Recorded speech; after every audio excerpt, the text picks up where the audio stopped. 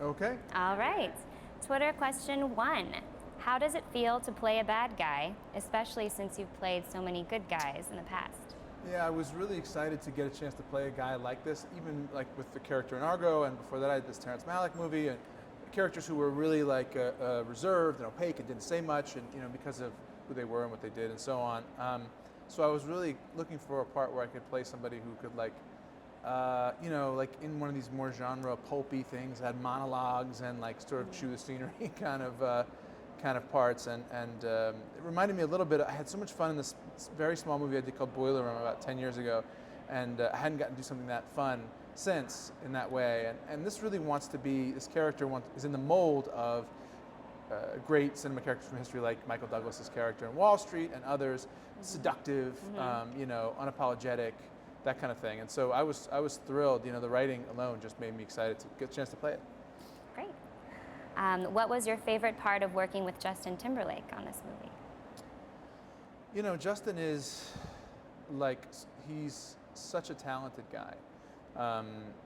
People say that a lot, but when you get a chance to hang out with him, which I hadn't until I did this movie, it becomes really apparent. I mean, there's just very few really people who can do so many things on the level that he does, and it's really kind of special to hang out with him. The way he can sing, he can dance, he kind of writes music and produces music and thinks about it in a way that's really interesting. He can act, and he's also like this insane athlete. It gets to the point where you're kind of you don't want to hang out with him anymore because it just makes you feel badly about yourself. But I really like Justin. I really respect how hard he works. I really respect the road that he's taken and the preparation that he puts into acting. He's very dedicated, and it'd be really easy for a guy like that to kind of go like, look, I'm a huge music star. I don't need to work hard. I don't need to dedicate myself. But he really does, and there are people. I don't know. I just have a lot of respect for Justin. So these are the Fox generic now. How does Ivan Block rope Richie into his world? What is their connection? Ivan Block is a guy who, to me, in terms of his relationship with Richie, sort of represented the way that we, as young men, I may not be a young man anymore, get seduced by certain ideas about like fast money and about like the ends justifying the means. And this kind of ideology is what we saw be so destructive in the financial crisis and elsewhere, in places where men give themselves permission to behave badly, and they do so because they see male role models who are telling them like, hey, look, this is how it works. This is what we do, and who have a whole line of sophistry that they use to seduce these guys, and really they kind of exploit them. And also people who are engaged in really bad behavior and immoral behavior kind of want company, and so that's who Block was with Richie in this movie. And I thought that's a way that a movie that's really kind of a thriller and a sort of a pulpy, almost noirish movie set in this exotic location also touched on stuff that was really relevant, I think, to me in the world. Yeah. To that note, what do you think are the attractions of online gambling? Is it the tough economy, or the desire to get rich quickly, or the instant gratification afforded by the click of a computer mouse? I think online gambling is sort of gambling on crack. It's we're in a casino now, and here you have to come in and take your credit card out and get some money and get to sit down and play cards. And if you lose, there's a sort of process to it, and you can go home and sort of separate yourself from that. The thing about online gambling is that it's never away. It's always accessible. And so if you have an issue with gambling, it's sort of designed to take advantage of that. And that's what I think is really insidious about it and kind of pernicious. I also think myself, I don't gamble online. I like to come to casinos and play blackjack and play poker, although I don't have enough recreational time these days in my life. But before I was married and before I had kids, it was fun. But I wouldn't play online personally because I think you're very likely to get cheated, frankly.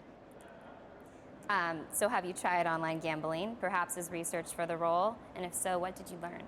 I did plenty of research for this role. So it was a world I knew a lot about and I thought was really interesting. And one of the things that I had often thought about making a movie myself, in fact, I even thought of the title Runner, Runner, because it's such a unique world. And going to Costa Rica, where you have these weird sort of server farms surrounded by barbed wire and guys with gigantic amounts of money that's throwing off, and the sort of crazy dynamics that creates, all these young men who can buy anything, and fortunes being built and lost in a day.